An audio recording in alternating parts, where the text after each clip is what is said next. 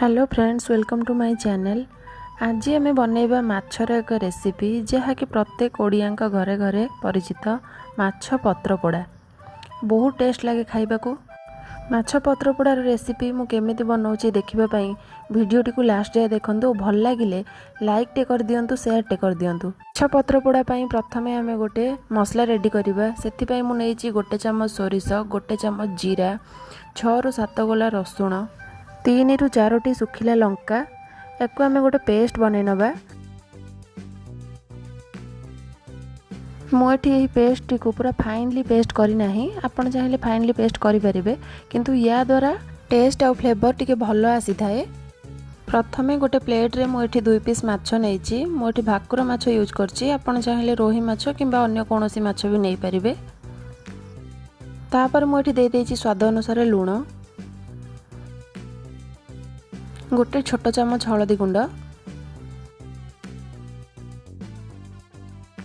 एबे मु दे दउछि बाटी रखिथिबा मसला।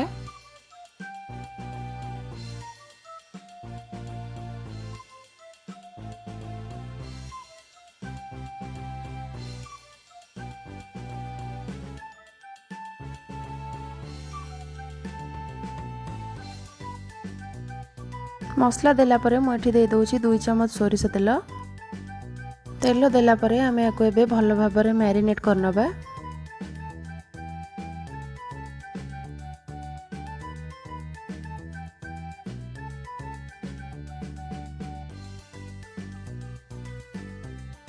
माछ को भल भाबे मैरिनेट कर देला परे मु देइछि एठी किछि कट्टा पियाज को मु एपरि छोट छोट भाबरे काटि नेछि।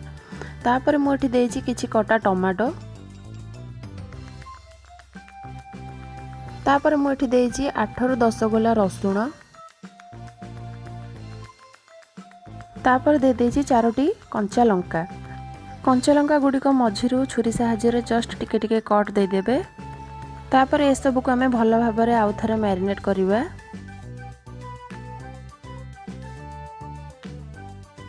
पत्र पोड़ा बनैबा पई मु एठी नेइछि कखारु बा बोइताळुर पत्र। आपण चाहिले कदली पत्र भी यूज करि परिबे, किंतु एई पत्र रे माछ पत्र पोड़ार टेस्ट टिके भल आसी थाए। पत्र को मु एठी भल भाबरे धोई नेइछि। तापर मु गोळै रखिथिबा माछ गुडी को एथिरे दे दोछि। देखंतु एई परि भाबरे माछ को मु देइछि। ता ऊपर जेतिकी मसला थिला आमे सब को दे दबा।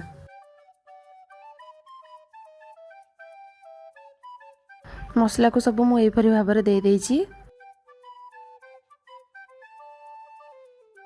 जेहेतु पत्र बहुत छोट थिला, एको आमे उठे आ गोटे बड़ पत्र या तळे दबा, जहा द्वारा बांधिबा को हमकु सहज हेबो एवं भीतर थिबा माछ मसला हमर ताती जीव नाही।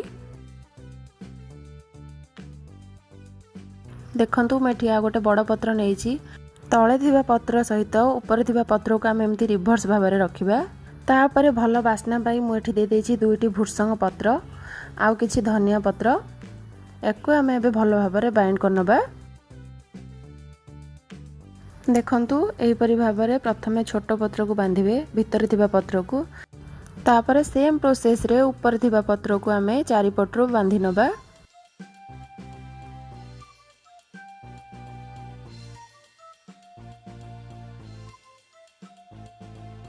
मु ए पत्र पोड़ा को चुली आंचरे ही बनैबी, तेणु मु एठी गोटे एल्युमिनियम तार साहाଯ୍ୟରେ बांधि नेछि। आपण जदि गैस रे करिवे ताहले सूता साहाଯ୍ୟରେ बांधि परिबे। एठी मो हस्बैंड मते हेल्प करूथिले बांधिबारे। देखंतु एबे हमर माछ पत्र पोड़ार बाइंडिंग पूरा रेडी हो जाइछि। एबे हमें आकु निया आंचरे पकेइबा।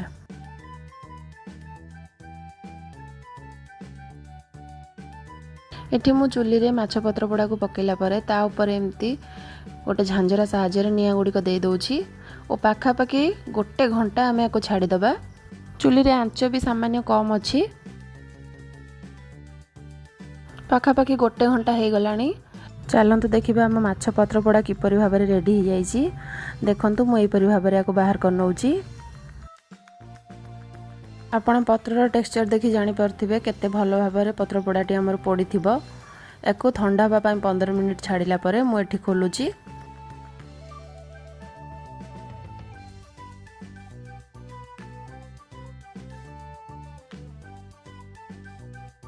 बहुत सुंदर बास्ना आसुछि एथिरु। देखंतु केते सुंदर देखा भी जाउछि। मसला परफेक्टली माछ सहित सेट नहीं जाइए।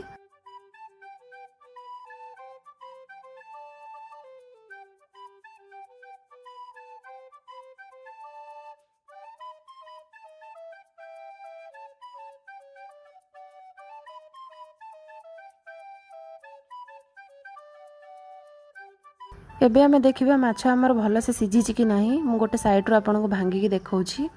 देखंतु माछ परफेक्टली हमर एठी सिझी जाइछि। आराम से हाथ साहाय्य रे भांगी जाउछि। देखंतु केते भल भाबरे माछ पत्र पोड़ा मोर एठी रेडी हो जाइछि।